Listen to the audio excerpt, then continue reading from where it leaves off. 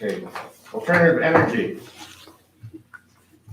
I don't think we've actually had a meeting since our last full board meeting, but there is one scheduled for next Tuesday, the 12th at 1 p.m. I think Dave sent all the information as far as the Zoom session.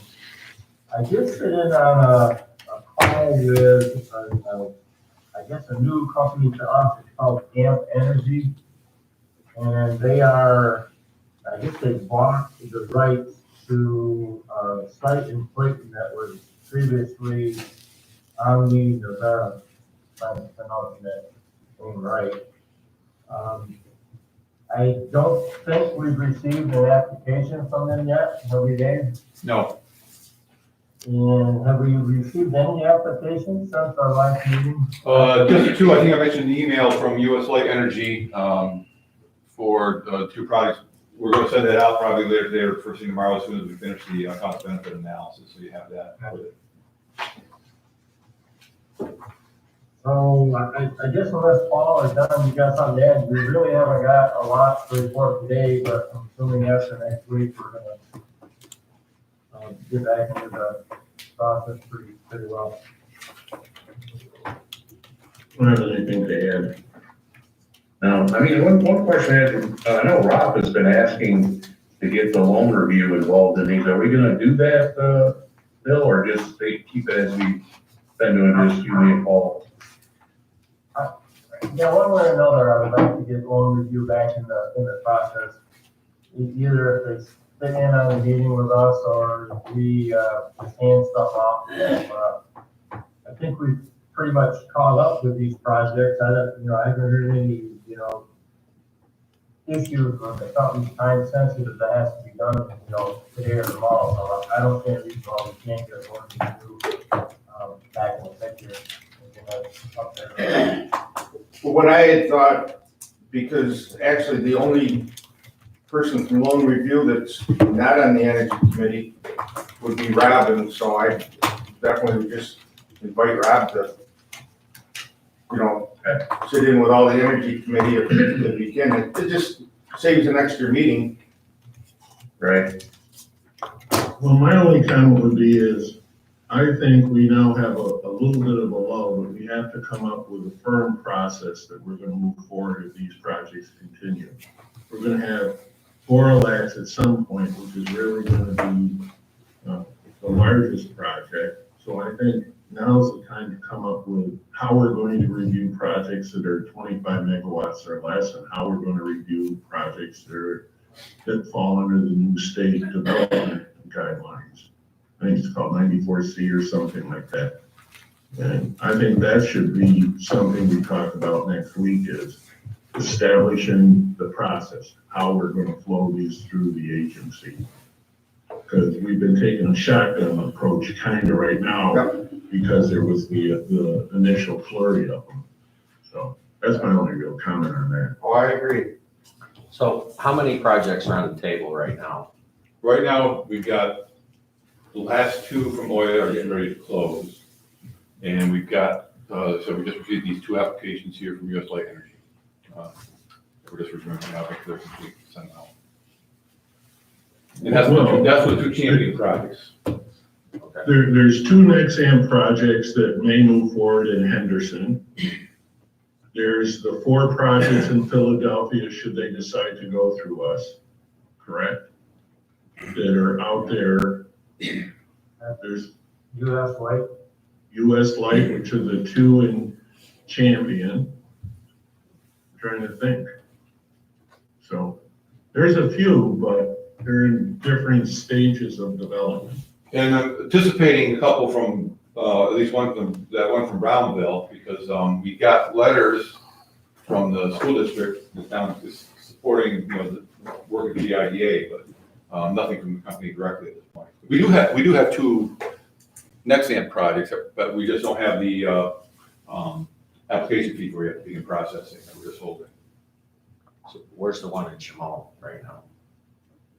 No word from Jamal at this point. I think they're still trying to work through the school district with that. We're building roads.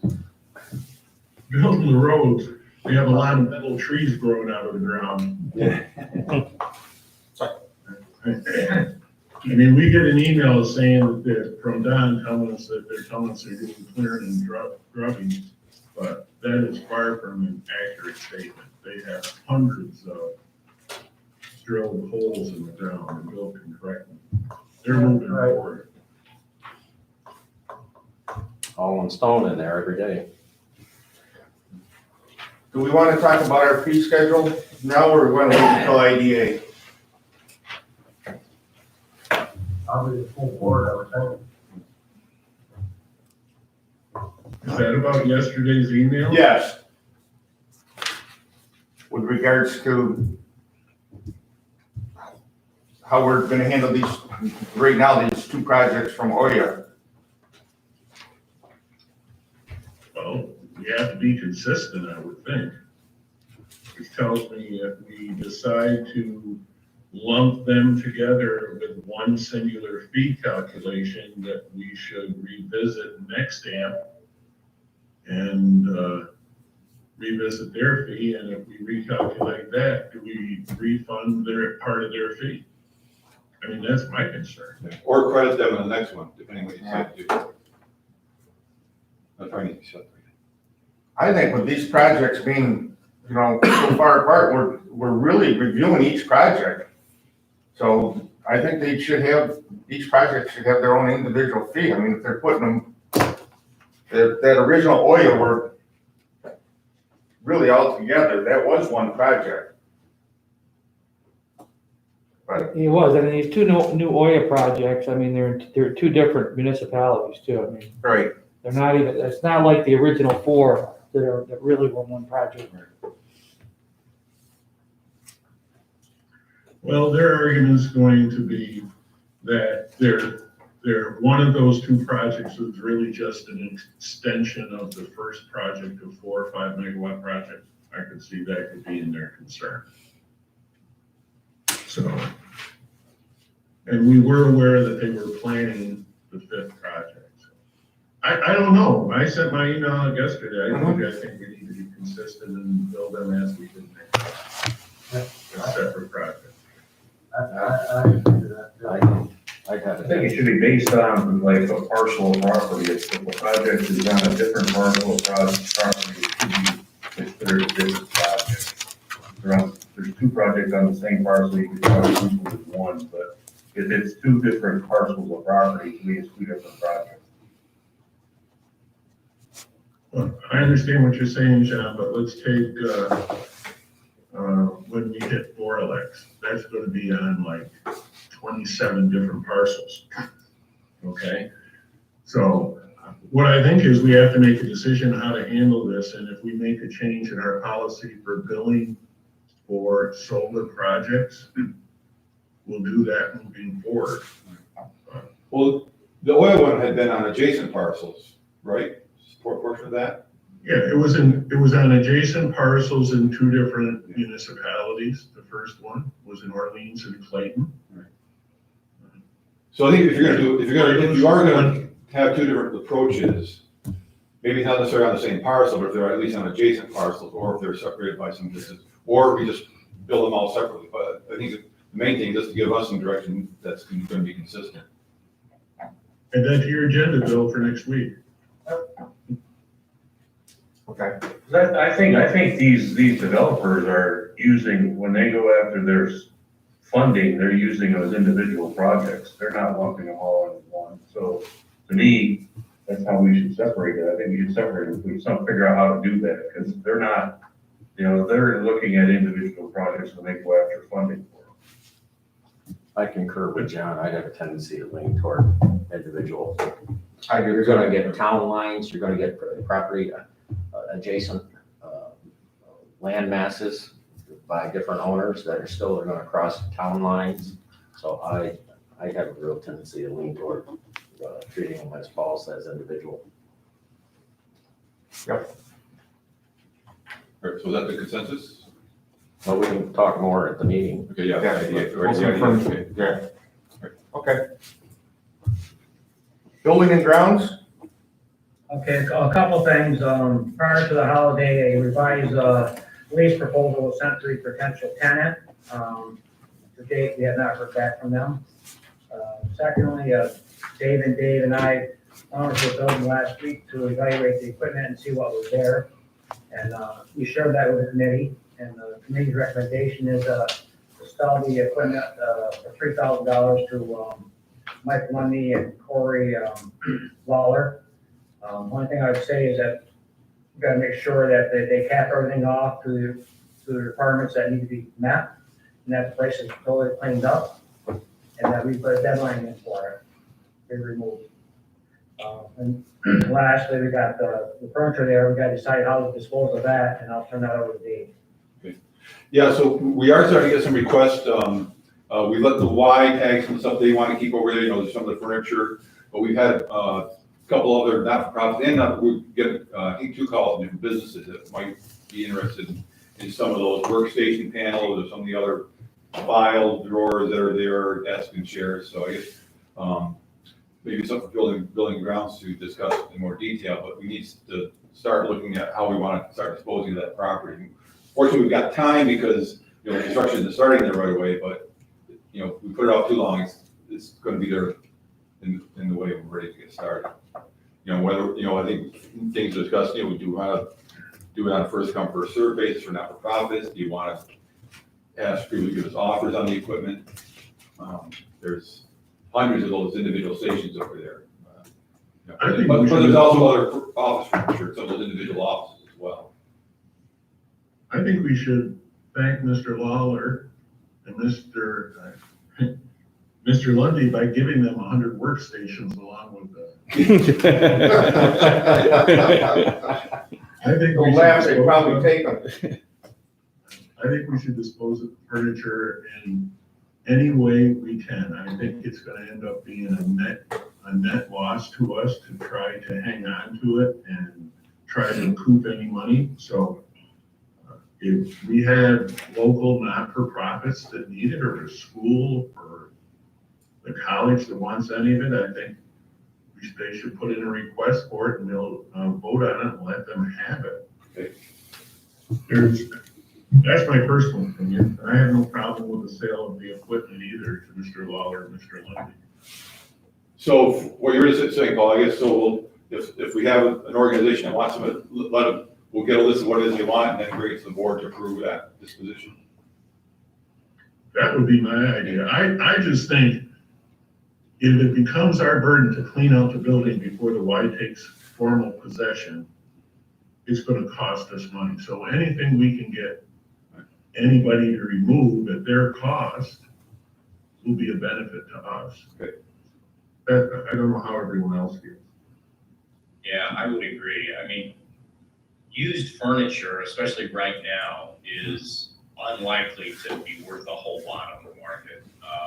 It's one of those things like the racks and stuff in retail stores. They cost a lot to buy and they're worth nothing when you sell them. So I would agree. Do what's easy and get that stuff off our books. So you want to bring it back to the board or just get rid of it as people want to take it? Well, I'm thinking of the workstations. I don't know what the Y is tagged, but there's chairs in there. From my perspective, I'd love to take one, a workstation, but it'd be in my basement as a workstation, but I think we should put something on our website that if any, inquiring to see if anyone's interested in looking at the equipment and seeing what they might want. We do that. Absolutely. You get it out through Facebook, you get it through the chamber newsletter. Can I do it as public as like Craigslist? Well, I initially thought we could do auctions international. I mean, if I advertise that there's cubicles on Craigslist, people will show up and take them. I'd give first preference to nonprofits, like there might be some churches. Okay, so I'm not gonna go that route So to let's start. we'll reach out to them first. Yeah. Let's give it a month or two, and then we can discuss where we're at, and how we want to proceed from there. Perfect. Schools, nonprofits. So you want to bring it back, or just let them have it, just if somebody wants, they say, okay, take it, or I'd say Just give you the approval, take it. And then under the nonprofit sector, you know. Yeah, just notify building and ground. Yeah, I'll You can send us all out an email. We will. Yeah, let's do that. There also may be some families that are doing distance learning now that may be looking for a workstation in their homes for their children. That may be another. My only regret, I never wouldn't like to see those thrown in the back of a dumpster headed to the landfill. Yeah. There is a life, afterlife for those at no cost. In here. Well, I would move that we accept the offer for the kitchen equipment. Yeah, we gotta do that in the It's IDA. an IDA, We have to do that in the IDA, Paul. Oh, see, Dave, in terms of that equipment, is there utilities still hooked up to that stuff? Yes, Okay. and part of the deal, that they have to bring in a licensed plumber to come in and disconnect it. They're gonna disconnect it and cap all the sewers and whatever needs to be done to take care of that. So that's part of their deal. So we don't have to pay somebody to do that. So we don't think we need to have as a building or whoever's overseeing the building while they're there doing that to make sure somebody doesn't do something wrong and have a gas problem or anything like that. I think we've got Jerry over there, he can kind of keep an eye on it, Yeah, so. but Jerry will have to let them in and everything too, so they'll have to coordinate that with Jerry. Okay. I believe Corey Lawler's gonna be the one doing that work. Okay. But I mean, some of the stuff is in decent shape, but a lot of it needs some serious cleaning, there's some rust, I mean, it's, you know, as I explained in the state, the justification we sent out, there's just not much value in that by itself, and then in today's market, and a lot of that stuff reached its useful life, most of it, you know, back in 2017, so 4 years ago, so. I've seen some demo crews that are less safe, so to speak. I just wouldn't want to have something happen to that building. Yeah. Dave, I got a question for Kent on the lease with the tenant. Are we on track with that? Are both parties close to agreement? I can't give you a real direct answer because we had said we turned it over before the holiday to them and have not heard back. I'm not sure. Kevin just hasn't been able to get his group together to evaluate it or what. So I can't give you a real answer right now, Ed. But that lease agreement was with the capital cost that we were fronting for the improvements? Yes. Was that being reflected back to the square footage? Yes. And it went back to 14,000 square feet is what it went back to. Okay. Gotcha. Thanks, Ken. Welcome, Dave. Hi, Rob, can you hear us now? I hope so. Hopefully you can hear me too. Yeah, we've got you. Good. I had extreme difficulty calling you and everything, but anyway, I've been listening most of the time. I guess we're on loan review. We're on loan review. So we had a meeting on December 22nd, and we had two items in front of us. They look similar, same family name, two different businesses. And Christine helped out clarify the differences and what have you. They're both in Clayton. They're both the Prinzio's family owned, one's in Market, and the other one is the kitchen. They're both seeking a $5,000 interest-only loan, 3% for 5 years. We looked at their financials, their reports to the community, et cetera. Didn't see any particular risks, and our committee moved it to the full board to further debate and hopefully pass a resolution today. I move the resolution, Dave. Okay, I second that. so I have resolution 0107 2001.01. It's a resolution for authorizing a loan from the Clinton Small Business Loan Assistant Program to Sean DePrenzio of DePrenzio's Kitchen. We have a motion and a second. Any other discussion on this? All in favor, aye? Aye. Opposed? Motion carries. I have resolution number 0107-2021-02. It's a resolution for authorizing a loan from the Clayton Small Business Loan Assistance Program to Christopher DeCrenzio's Market. And I'll need a separate motion and second for this one, please. I'll move that motion. Second, is John. Any other discussion? No, sir. All in favor, aye? Aye. Opposed? Carries. I'd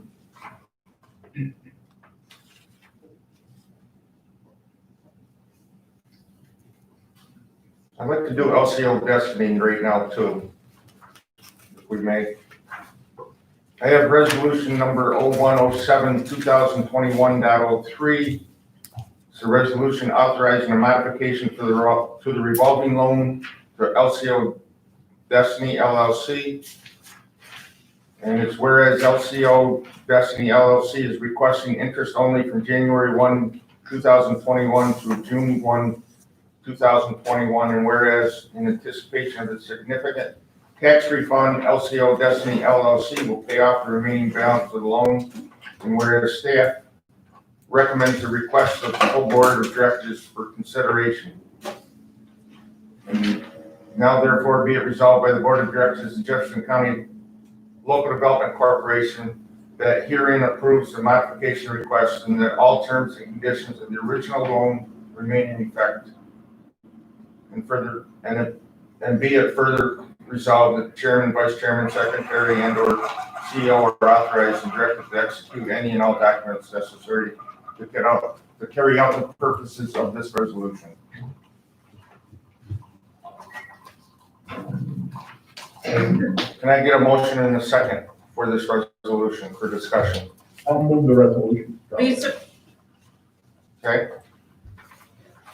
Can I ask a question, Dave? Yes. Probably a loud question. So looking at today's report, their current balance is 88,000 and change, number one.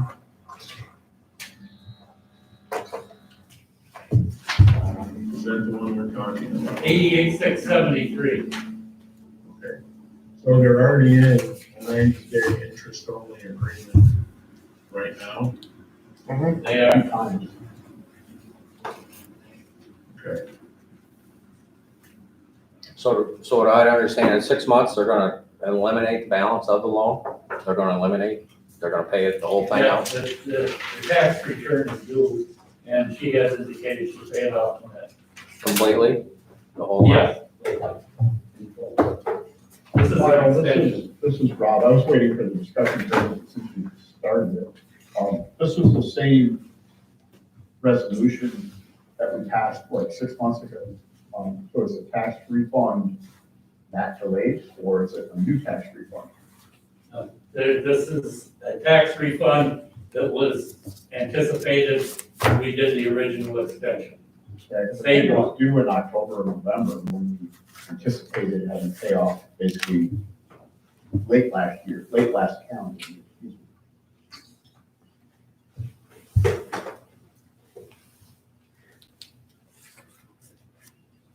So she's still waiting on Yes, that's correct. the tax rebate, tax refund. That was kind of my follow-up question. Seems like the longest tax refund in the world, but, that's perfectly fine. Yeah, that's what it is. Yeah, it's the IRS. And we can do COVID checks out, fund taxes. Well, I hope business. Anything else on this? No, sir. On the resolution, all in favor, aye? Aye. Opposed? Resolution carries. Thank you.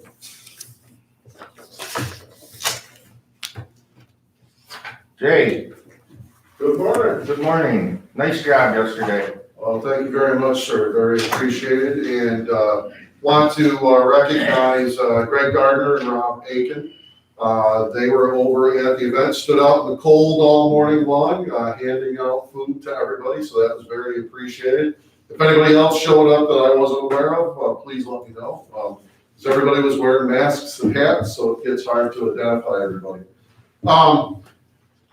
As you know, we had our Hope Begins food distribution event yesterday. We served 500 vehicles, families, if you will. We turned away well over 100 more vehicles. We didn't have food for them. That's the situation that's out there right now in the public. Want to thank Lucky 7 Livestock Company, Dairy Farmers of America, Hannaford Supermarket, Renzi Food Service, Burn Dairy, Great Lakes Cheese, Midway International Logistics, Regal Poultry, Maxi Poultry. Those two are Canadian companies, by the way. Cabot Cheese, Agrimark Cooperative, Top Supermarkets, North Branch Farms, and Black River Valley Farm, which is our largest egg supplier here in Jefferson County. They're the ones that made the event. This was all done completely through donations because the funding through the USDA Coronavirus Food Assistance Program had dried up, and we have not seen any Nourish New York food events here in Northern New York since May. So this was an event that our agency, the American Dairy Association Northeast, and Jefferson Community College organized because there wasn't anything else happening, and I literally was getting phone calls saying, we need help. So, and when I'm getting them, it's not our role. So it gets crazy after a while. The good news is that there's $1.8 billion coming through the new relief program slated for the Coronavirus Food Assistance Program for food distribution events. The thing we have to closely watch on these is how that money is handled. They changed the way they were handling these programs late in 2019. Instead of doing it on a regional basis, on a county by county basis was how they were referring to it, which was good because that was getting programs done across New York State. They changed how they handled it. They went to one distributor, and that distributor was based in New York City. So at the end of 2019, we weren't seeing any programs outside of large metropolitan areas across New York State because of that change. And then the funding dried up anyways. So it's something that we will continue. I've been working very closely with American Dairy Association Northeast to monitor this. We're optimistic that we'll see programs here in Northern New York, but it is something that we will be monitoring very closely. Moving on from that, we have our next Farmers Luncheon broadcast on January 28th. We will have a good friend of mine, David Haight. He was the director for American Farmland Trust in the Northeast office, which is based down near Albany. He was the executive director for that office. He is now the vice president of programming for American Farmland Trust out of Washington, D.C. He will be joining us. He will be talking about American Farmland Trust, but also we'll be talking about what the expectations are for agricultural programs out of the Biden administration that will be coming in here shortly. It is somewhat of a crystal ball type conversation, but I think it will be very good.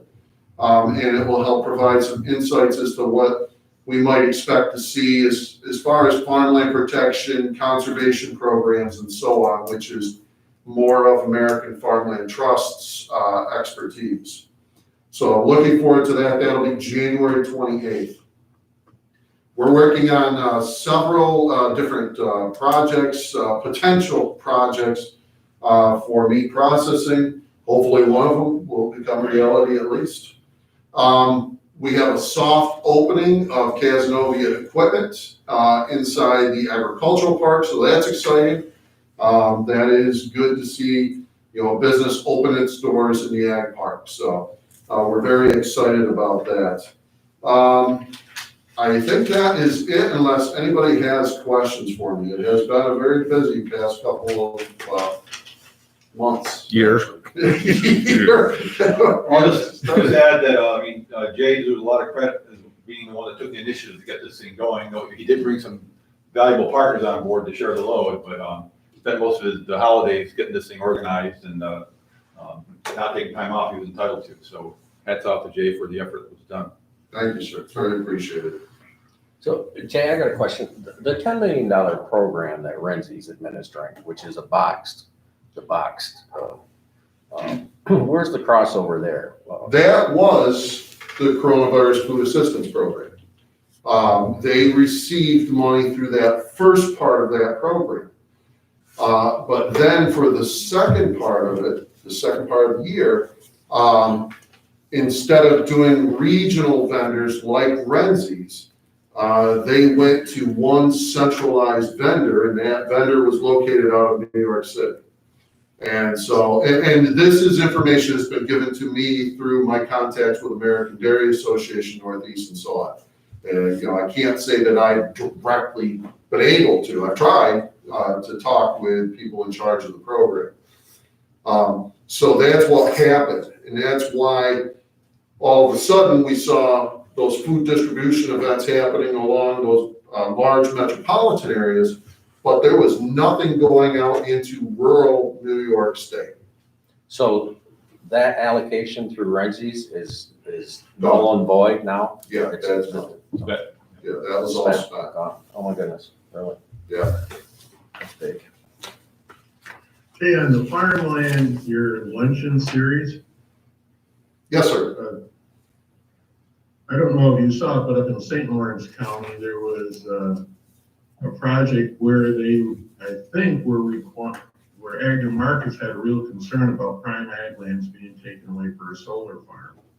And they were making a request or suggesting that there should be equal amounts of prime farmland put into guaranteeing it always be available for agriculture. Have you heard anything about that? I have not heard anything more about that. I did catch a little bit of it. I think it was talked about putting it into a purchase of development rights type program, if I remember correctly, Paul? Yeah, and the company was supposed to provide the finances to purchase the development rights on an equal amount of prime farmland. Okay.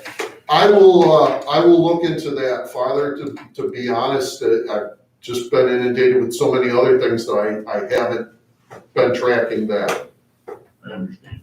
And I would also add that if you haven't driven past down Arsenal Street, Casanova is a pretty sharp looking building at night with all the lights. You're here. Absolutely. It does look nice finally seeing lights on it. The place. Yes. I drive by it all the time. Absolutely.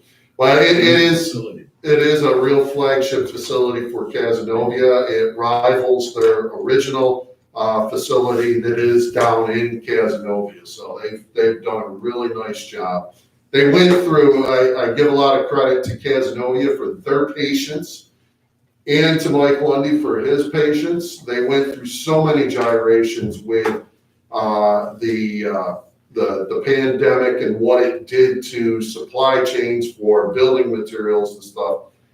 They had to alter their designs a few times because materials just became unavailable that they had originally intended to use for the facility. But it still came out to be a really nice facility, and it's a nice flagship for the ag park, in all honesty. And so it's great to have them there. Save me a lot of time picking up parts for stuff I break.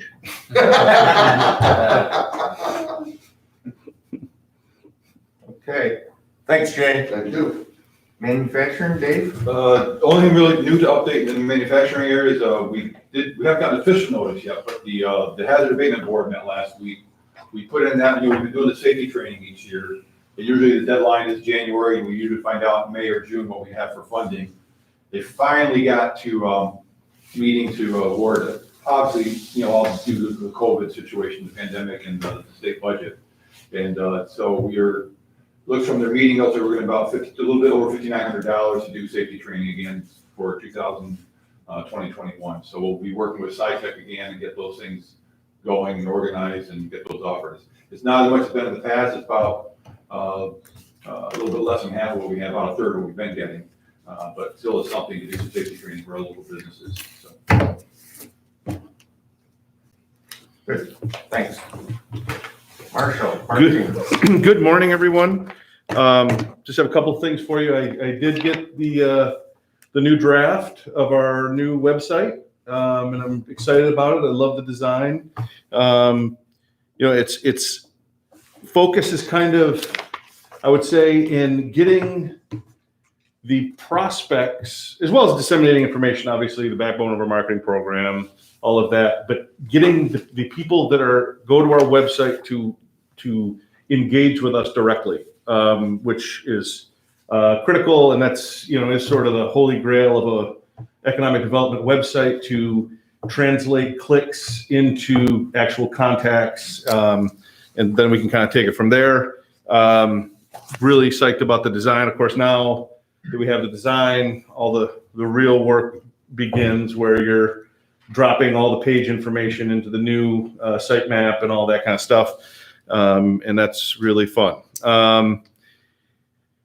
The first of the 2021 advertising, I'm always doing an inventory of our advertising program and how our ads look and all these kinds of things. But the first of our 2021 program starts tomorrow, and excited about that and getting started on having a great 2021. And as far as the advertising pieces go, did want to mention a couple other things. I've been working with the Jefferson Lewis Board of Realtors.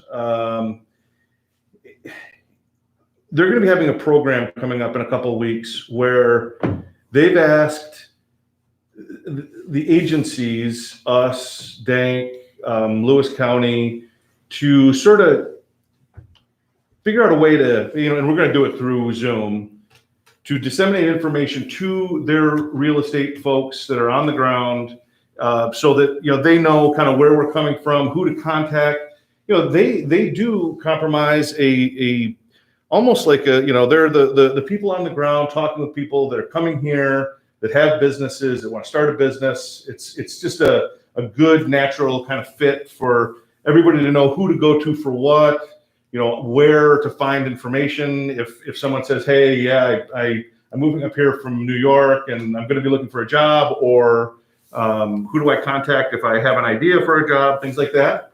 It's a good program, and I want to thank Lance Evans for helping put that together. And also one other thing, the FDRLO is going to be having a webinar with General Minnis, who will be zooming in from Afghanistan next Tuesday. And that's going to be an interesting meeting and worthwhile login for some. Kathy Persick is going to be interviewing him. So it's going to be a good program as well. So, that's part of the new program that Advocate Drum, what we've known as FDRLO, is doing, is they call it interviews and insights. And the idea is to have a number of these events throughout the year, having speakers like the general and others to kind of raise the community awareness about issues related to Fort Drum and the Army and defense. Oh, and one thing I had too also is we were approached by Lewis County Economic Development, and partnering with them and the Tug Hill Commission and the other counties, the 4 counties that make up Tug Hill, Jefferson, Lewis, Oswego, and Oneida, contributing to a snowmobile economic impact study, looking at the economic impact of snowmobiling and what's needed to further develop that industry, kind of a way that we can use to kind of help promote the tourism industry in the winter. And we're contributing about $3,000 toward that study. So, Who's doing that study? Camoin Associates. Through Tug Hill's overseeing? I think they're contracting through Lewis County, or is it Tug Hill? I'm not sure which one they're partnering through, but they're all partnering together. I think they're partnering with Lewis County. So that's under the umbrella of Tug Hill Commission? Pardon? That will be done under the umbrella of Tug Hill Commission?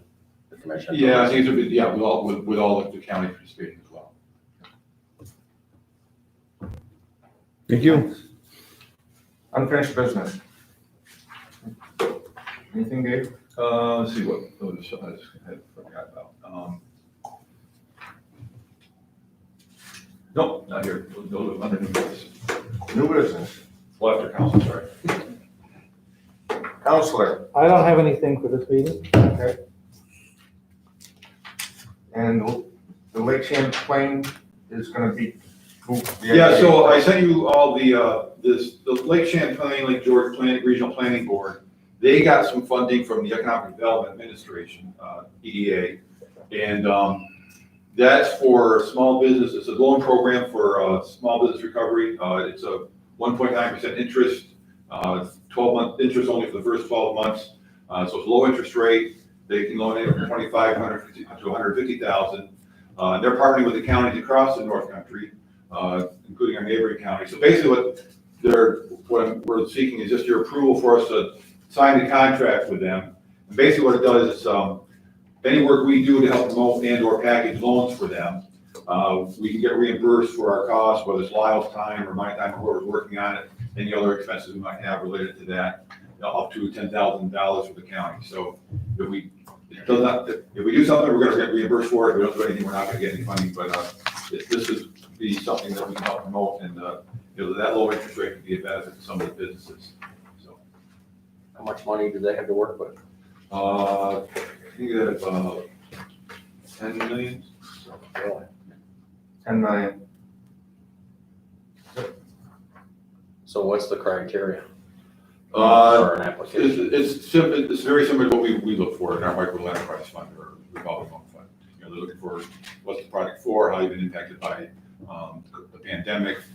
They want financials and how the money's going to be used. It can be working capital or capital expenses. So, it's pretty flexible. I stand corrected. Their federal award amount is $3,234,000. There you go. Yeah.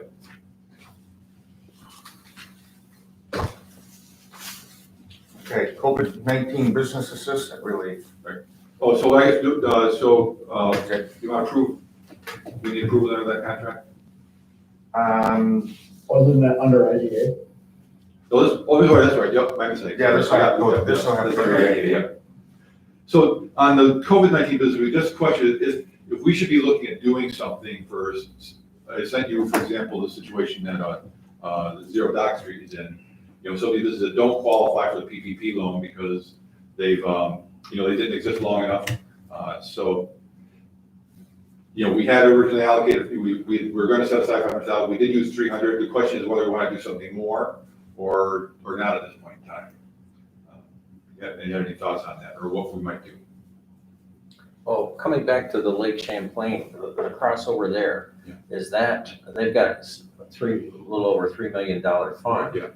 And Yeah. it can be used over 4-county area, do I understand that? Well, across North, yeah, so we can direct them toward that program as well. This is something that just came up here too, So isn't that a good fit? it should be, I mean, yeah. because I don't think $10,000 for Zero Dock is Yeah. going to solve their issue. Right. So isn't that a great tool to help solve Zero Docks? Yes, yep. Yeah, and this, we finally got the information on this NER approval since I raised the original question here. So we may put it off for a bit and just see how this is gonna transpire, so it'll help. Or does that qualify us? Could we, as an agency, go to Lake Champlain Recovery Fund and pull 100,000 or 200,000 from that and cross it over into our business assistance $10,000 fund to replenish that? Well, it'd be a separate fund, so we would basically be packaging those applications for that small business recovery program, putting it all together and then forwarding it to them for their formal approval. Well, I can see where that's going to get utilized pretty, I think, in the near future. We'll see, yeah. So I guess, so when I originally brought up the idea is if there's something else we can do, I don't have anything specific in mind to propose at this point, but maybe think about it. Now we have this other fund, we can try to direct them toward that and see what kind of response comes Let's with see where that. that works out. But I think just keep your ears open, as far as what you're hearing out there in the community, we will too, and just, I think, be sensitive to anything we might be able to do at some point to augment what's being already done through the federal and the state programs. So And we did just get word yesterday too, I haven't seen details on it, that the state has just authorized a new restaurant assistance program. Again, the business has to have been in existence since, I think June or March of 2019, so at least some period of time. But, you know, it's a program the state has just come out with to assist with a lot of these eating establishments that have been affected by the whole pandemic and either have to shut down or reduce their clientele while they're in operation. Is that program falling under the guise of low interest loans versus grant? Yes. Okay. Anything else for the LDC? Motion to adjourn? So move. Okay. All in favor, aye? Aye. Opposed? We stand adjourned. With that, I'll call to order the Jefferson County Industrial Development Agency. Again, Commissioner to the floor. Aye. Take care. Thanks, Greg. Thank you. Take care.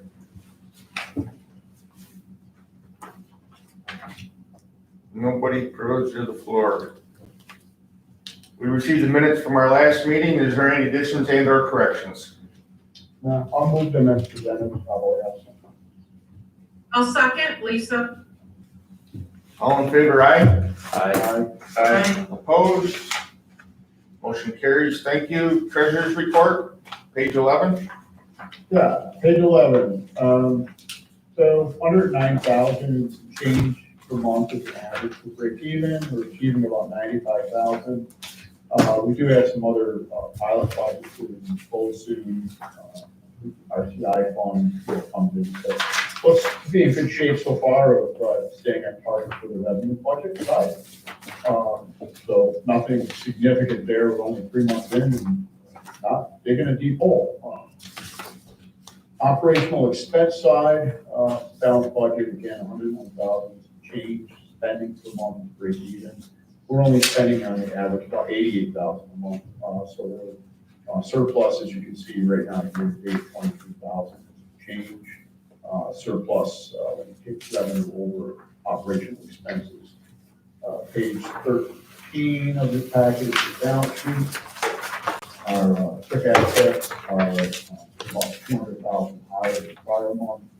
Our receivables are about 250,000 lower than prior month. Total current assets are about 49,000 lower than prior month. Total assets, similar amount, 49,000 lower. Total current liabilities, pretty close to even, about 7,900 higher than prior month. And total capital, about 57,000 lower than prior month.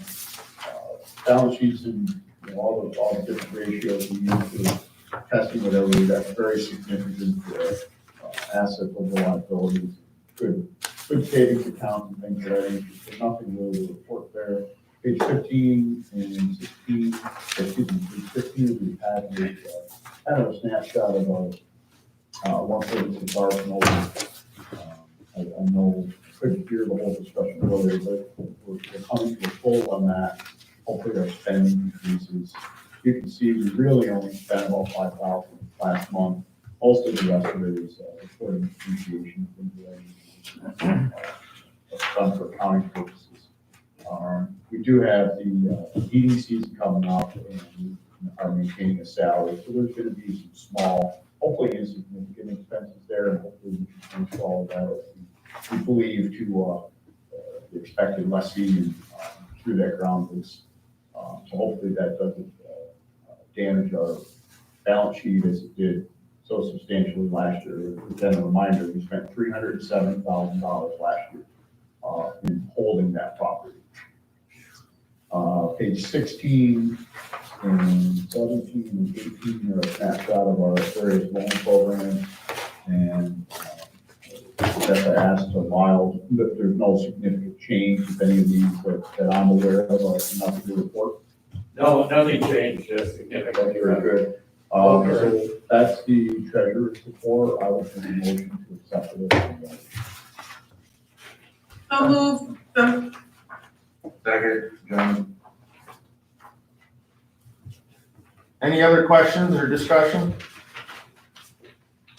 All in favor, aye. Aye. Opposed? Carries, thank you. Loan review? Okay, so we met on, also, actually, we didn't meet on this one, sorry. There was a question that Dave brought forward, that there was a minor modification to a fire loan approval on Willowbrook. And, I guess, Dave Converse, you might as well just read the, resolution, because we really didn't meet on it. And so me and a couple others, we said, yeah, bring it to the full board. It was kind of an insignificant change, so. Sure. The resolution. I have resolution number 0107, 2021.01. It's a resolution for authorizing a modification to the loan commitment for Willowbrook Enterprises, Inc.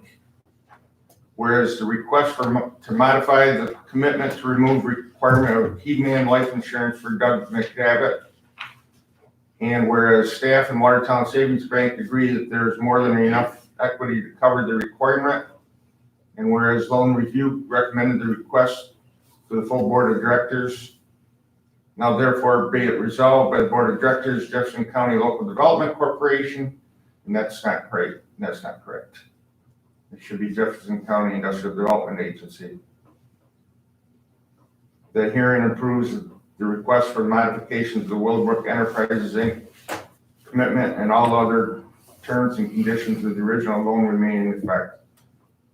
And be it further resolved that the chairman, vice chairman, secretary, and/or chief executive officer are authorized and directed to execute any and all documents necessary to carry out the purpose of this resolution. I'll move the resolution as read. Well, corrected, excuse me, corrected. Second. Any other discussion? All in favor on the resolution, aye? Aye. Opposed? Resolution carries. Thanks, Rob. You're welcome. Unfinished business. We got 146 Arsenal Street. Are we looking to approve the ground lease with, You approved the ground lease last month. okay, What we're looking today for, I think, is the agreement on the right of first refusal in the indemnification agreement that's being required by Mr. Murray.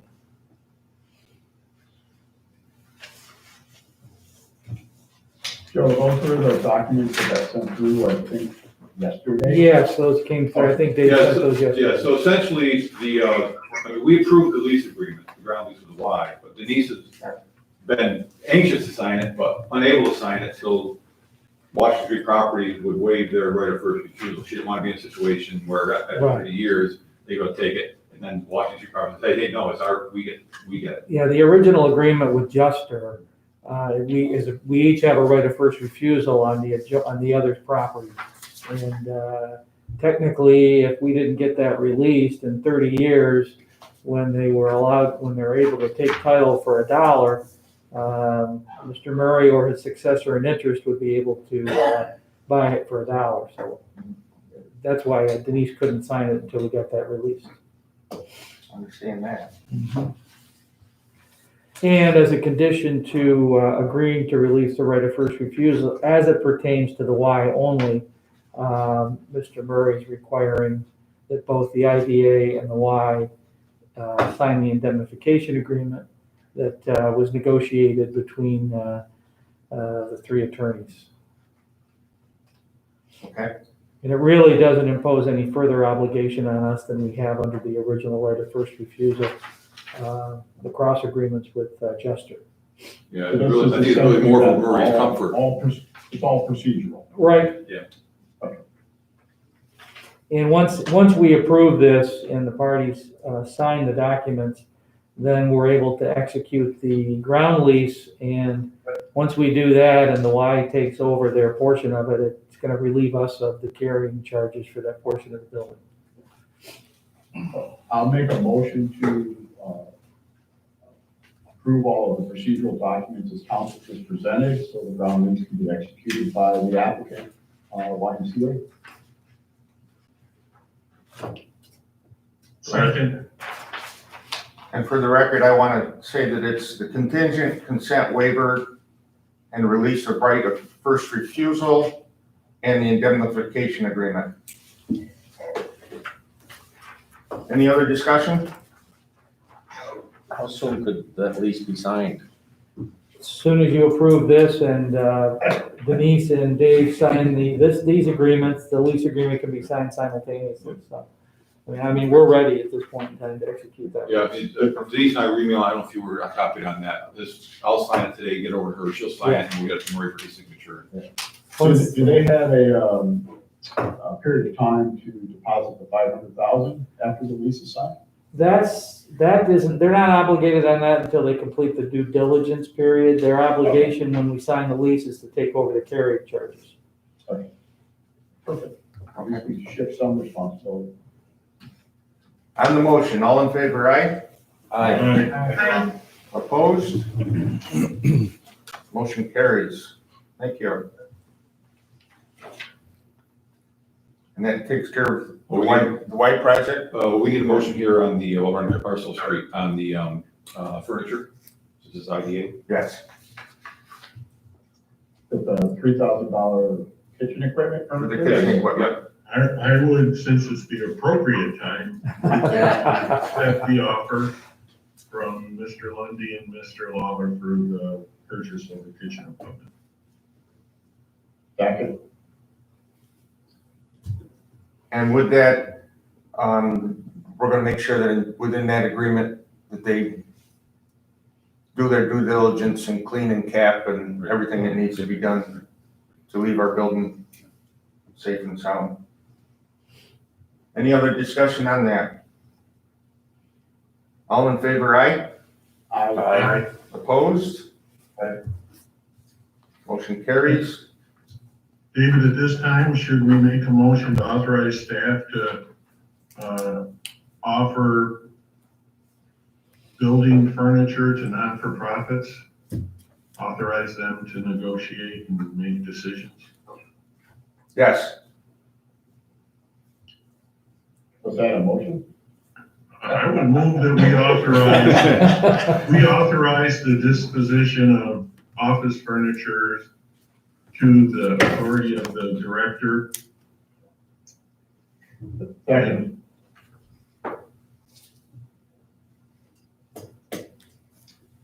Any discussion? On Paul's motion, all in favor, aye? Aye. Opposed? Carries, thanks.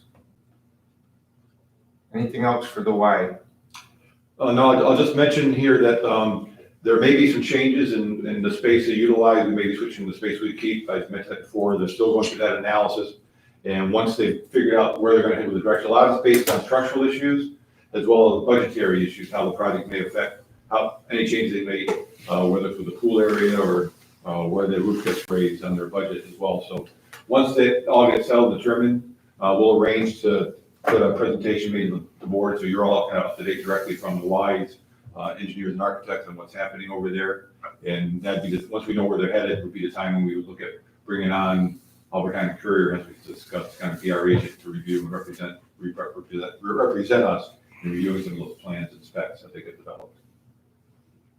So you've had conversations with Albert County, I mean, they're ready to move forward and accept that? I think once we say yes, yeah. What kind of anticipated cost do you think that might be? I guess I'll have a better sense once we sit down with them and determine that, because they gave us a scope and an estimate based on starting now, so many hours per week, and I'm not sure if that's, so we're gonna be starting at a different date, and early on, we may not need that much time from them, so I think once we see where we're at, we'll sit down with the Y's and architects and engineers, kind of figure out what makes sense and what's realistic. Thanks, Dave. Ready, the Ready program? So nothing new on the Ready program. We've is down related to our last board meeting last month. We've Harris Beach is working with us to develop a program. We're kind of holding off on that right now too, because I sent as part of that discussion, the note to the ABO, just kind of asking on what they might be looking at us for reporting.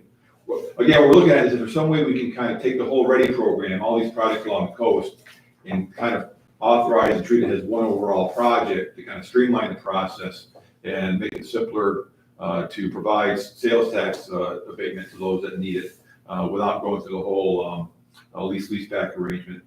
But ABO took my question as sort of asking for a legal opinion, which is not what it was. But anyway, so Justin Miller is speaking with our representative organization, New York State EDC, Economic Development Council, and we'll be getting back to us soon on whether we think that's going to work or not and how we might structure that. So, Do we know what Oswego County is doing? Pardon? Do we know what Oswego County is doing? I think they may be treating them individually, but they've got not as many projects as we've Right. got up here. That's so. No, even St. Lawrence County. That's one thing we've got, just because of the way those projects and the way the Lakeshore went. You know, for some of these the economic development agencies, it's a smaller number of projects. We've got 64 of them. You know, half of which or more are these smaller little projects where they only need like a couple $1,000s of local match to document. So you want to figure out how can we provide that. I mean, there are certainly there's time and cost involved in providing that. How can we streamline the process so we don't bear any of those costs, but still get the benefit of minimal investment? So. Okay. Hey, Dave, quick question. I had a brief conversation with Rob about this. You know, let's say the town of Henderson, their total match for their projects would be roughly what, Rob? You're on mute, Rob. We got about 400,000 of grants, so call it 2025. So the big nut to crack is for municipalities, they can't give a private individual money, correct? Correct. Right. So, but could a municipality, and I'm just spitballing here, contract with the JCLDC to provide economic development services in relation to the READY program, pay us $20,000 and we turn around because we can grant money, can't we, from the LDC Yes. to a business? Yes, and you know, Paul, that might work because municipalities actually contract with their local LDCs for the same purpose. Just use Clayton as an example. Both the town and the village have annual contracts with the Clayton Local Development Corporation. That's how it gets funded anyway. So it might work. I'm just thinking some of these smaller projects, it'd be easier if the municipality wanted to contract with us. We'd just be a pass-through agency. Just a thought. Right. Assuming there's no budgetary constraints for the local municipality, that's the other nut to crack, for sure.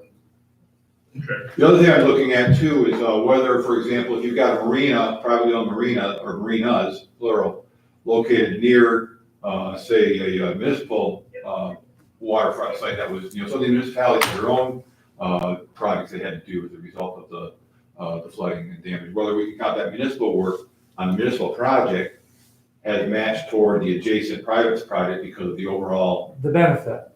Yeah, and that's, I mean, for instance, Clayton, they're doing significant work on Grindstone Island as part of their READY project, as well as along in the village as well on the waterfront. And that's a definite benefit to the local business community. So that might be something to approach. Yeah. The other thing is, I mean, you're contracting right now, you've got an arrangement right now with the Clayton Local Development Corporation based upon the impact of the street project. There's no reason we couldn't contract with other local development corporations to funnel LDC money like we're doing with that. Hey, Dave, Through a loan program. Could you potentially play the angle also? Like, I think this applies to Clayton maybe only, but they've already qualified for those waterfront revitalization proceeds and things. So we clearly keeping the lakefront and waterfront revitalized is essential. It just happens to be falling under the READY. So are there some angle you can play there that monies have already been invested? And you know, you've got projects in all three river communities that are municipal ready projects. Alexandria Bay has got one. Both the town and the village of Clayton have ready projects, as well as Cape Vincent, the village up there, which are all going to improve the waterfront and help the tourism industry. So Maybe play your angle, Lake Ontario just got declared a marine sanctuary in certain parts, didn't it? Yes, I'm not sure where that's at, either they have or they're about to be approved. Yeah, it's How you be on a- a stall, but But I think, like Joe just said, I do think, we were saying before, that some of those municipal projects, because they're part of the overall shoreline, I may just test it, and, you know, so some of these projects have already been done. I've already been applied for reimbursement, so I may just test it and help one of them write a letter that utilizes that argument. We did do one with, what business it was, saying, hey, we had to go ahead for whatever reasons, well, we couldn't get the loan in place, and we're seeing if that'll get approved. well, and I did a letter to the village of Clayton, basically saying you can't donate money. So to try to help them to show Right. that they tried to get funds, but they couldn't. Yeah. So, They could always use some of their bed tax money towards that. That actually, I didn't think about that, but that would be something. they're restricted though. That's gotta be used for advertisement. Promotion, yeah. Yeah. But that could help too, I mean, just getting from those municipalities. Yeah, because Norm asked me to write a letter basically confirming that they couldn't do a donation either in kind or directly, so. And that's one of the things under that program, as I understand it, if there's some reason they can't get a local match, they can ask for a waiver. Yes, they can ask for a waiver, yeah.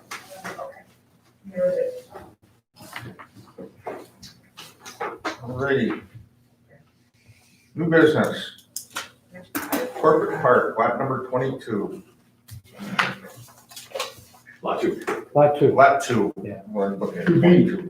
2B. 2B, Bravo. Joe, do we have to comment at all on the subdivision? no. I didn't think so. No, the only thing under your restrictive covenants that you have to review, or he has to provide the plans to you is for the building, as I understand it. And then, you know, as we've talked about before, there's no specific language about what you have to review, but, you know, in order for him not to have to wait the 90 days, the board probably wants to take some action on what he has submitted. Now, as far as seeker is concerned, you know, if the board is going to take some sort of action on the plans, you do need to comply with seeker. The short form environmental assessment form that was in the packet is the form that he provided to the town. And although the form has been completed, parts 2 and part 3 have been completed and signed by Randy Vaz, the planning board has not yet completed seeker because they would have done it on January 4th at the meeting that they couldn't hold because they had technical issues with Zoom. And So they still have to scheduled approve that. what Randy has So done. these have not been approved by the planning board yet. So what my recommendation We do have the is, design, you've seen. right, my recommendation for seeker is that you consider the part 1, which was completed by the applicant, as a submittal of part 1. We can use this form to go through part 2, which is what your responsibility is. But you have to make your own determination on the questions 1 through 11. And then I think Dave, you'll need to have a part 2 completed for the IDA and part 3 signed, assuming you do a negative declaration. So what we really need to do is to go through each question as it relates to the plans that the board is going to approve and then answer each question, disregard the answers that the planning board gave, and answer each question yourselves so that you can then complete a part 2 and sign part 3 on behalf of the IDA. So. And do you want me to go through those questions and have the board answer them? Well, so, yeah. So part 2 is what the board is required to do in order to do a short form environmental assessment form. And the first question is, will the proposed action create a material conflict with an adopted land use plan or zoning regulation? And I think, yeah, based upon the fact that it's subject to a site plan review at the planning board level, I think you can answer that no, because it's going through the process. The board concur with that? Yes. That's, Second question is, will the proposed action result in a change in the use or intensity of use of land? no, Will the proposed action impair the character or quality of the existing community? No. Will the proposed action have an impact on the environmental characteristic that caused the establishment of a critical environmental area? no. There's not one there, so. Hey, Marshall, do you have a way of muting that phone? There's a lot of background. I'm not really sure who's, without muting everybody. I think it's Christine, but it's probably in a different area. Oh, this phone right here? Okay. Whatever phone that is, I hear like all sorts of background. I think you just It's muted. muted now. Okay, I muted her. I'm sorry, Christine. No problem. The voices in my head disappeared. Okay, the next one is, will the proposed action result in an adverse change in the existing level of traffic or affect existing infrastructure for mass transit, biking, or walkway? No, Will the proposed action cause an increase in the use of energy and it fails to incorporate reasonably available energy conservation or renewable energy opportunities? no, Will the proposed action impact existing public or private water supplies no, and public or private wastewater treatment utilities? no, Will the proposed action impair the character or quality of important historic, archaeological, architectural, or aesthetic resources? no, Will the proposed action result in an adverse change to natural resources? no, Will the proposed action result in an increase in the potential for erosion, flooding, or drainage problems? no, Will the proposed action create a hazard to environmental resources or human health? no. And based upon those answers, it would be appropriate for a motion to be made and adopted declaring a negative declaration of environmental significance. I'll make that motion. I'll second it. So we don't have to qualify to type whatever unlisted or type 1. It is an unlisted action. Okay. We can just make that statement in the minutes, so it's an unlisted action. So we're basically giving this a negative declaration then, is that what you're saying? That's Yes. exactly what we're asking you to do, yep. Okay. Yeah, the motion is to give a negative deck on unlisted for seeker. Yep. Any other Is there a discussion? first and a second already on that, or? Yeah. Still lost track. You ever had first and second? Yeah. Yes. On the motion, all in favor, aye? Aye. Opposed? Motion carries.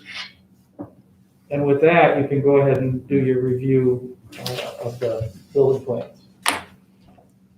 And it's not a site plan review, that's the planning board, but it's a review pursuant to the restrictive covenant.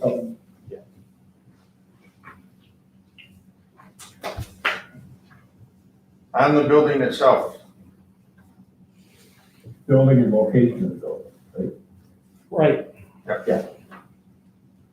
I didn't see I would anything. move we approve the building design as required by our covenants, provided that there's no substantial changes when the town planning board finishes in their approval. do I have a second? I'll second it. Discussion on Paul's motion. And my only discussion is, if you read the letters that we were emailed, there are still some issues that are of concerns of other park owners, but they're clearly planning board issues, in my opinion. There was an issue about a joint use agreement for parking. I don't think that comes into play in what we're looking at. Does it, Joe? I don't think so, I think those issues were directed to the planning board and will be reviewed by the planning board when it conducts its review on the 19th. As far as our covenants speak to the building height, character of the building, physical location on the lot of the building, and certain uses of the building. And I didn't see anything in the plans that were in objection to or against any of those covenants. That's asking for some clarification, but I didn't see it. One question I had was this after the first student project disappeared, was this one of the lots that Mike wanted to dispose of? Yes. So it's kind of an about face, he's decided to develop it with this. In reality, Mr. Selling. Lund is the developer of this project, but I don't think he owns the land anymore. Okay, I think he's already transferred title to the land to another ownership group. If he has it, that's his plan to do so. I know that. He's represented that to the town already. Sorry. Yeah, I think you would have seen that in the back, that's how his statement there. okay, all right. Thank you. Anything else? No. On the motion, all in favor, aye? Aye. Opposed? Motion carries. Thank you. Counselor, anything else? Nothing else. Do you have to talk about that Lake George thing now? All right, yes, sorry. Thanks, Rob. Joe wanted to talk. I don't have anything else to talk about. So again, we're asking approval to enter the contract with the Lake George Lake Champlain Regional Planning Board to help promote and administer the COVID-19 Small Business Recovery Loan Program, and recognizing that we will get reimbursed for any of our expenses related to that project. If you're asking for a motion, I think it's great, it's another tool. Yep. So I'll make a motion to allow us to enter into that contract. I'll second that. And I think it's an excellent program to help out Yeah. Zero Dot. Yeah, so I got that, trying to reach in the last day and a half just to say, hey, here's something they might be able to do. Yeah, that's good. Put some more tools in our toolbox. Dave Sembiak, a question for you. If we direct some applicants to this program, is there anything really preventing them from also taking advantage of some of our additional programs? Like they could still use both funds and maybe maximize? Sure, I mean, you could do something like a typical participation loan, we would probably administer it on our own, separate because of the way these funds are administered, but we've often done that with some of our projects where we and the North Country Alliance, or us and the Watertown Local Development Corporation would each be financing part of the project. We're not barred from also participating in loaning. Okay, I guess I was thinking out loud, like if you do something more ready, like we talked about, where maybe we come up with another $10,000 loan, grant, they still might be able to seek those funds, but also put a separate application in. Right. It wouldn't be negatively against the owner to go after both loans.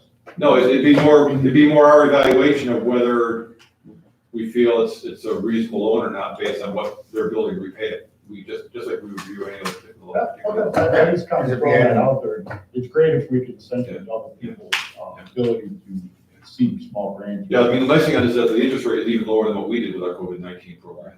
Well, we should borrow money from them. Right. But, I mean, of course, on the other side, our interest rate was 3%, which was a nice interest rate for the president, but the fact that a quarter of that, 25% of that money loan was forgivable, once they pay off the 75%, ours was actually pretty generous overall as well.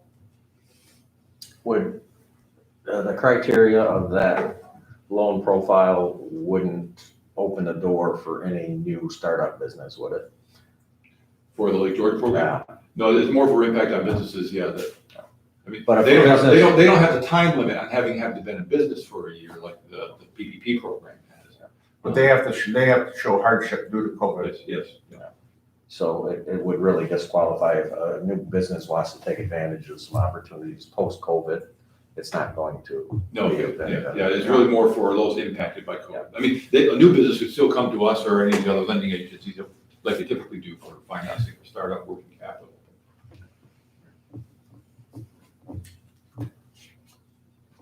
Okay, on the motion, any other discussion? No, sir. All in favor, aye? I, Opposed? Motion carries. Thank you. And the only other thing I'll add right now is just that, we've been discussing the potential sale or acquisition of real property. There's nothing new to report on that right now, hopefully soon, but nothing now. Okay. Anyone else have anything for the IDA? Motion to adjourn. So moved. Second? I'll second. second. All in favor, aye? Aye. Opposed? We stand adjourned. Thank you, everyone. Stay safe. Good meeting. So, Joe, so just procedure, I mean, I'll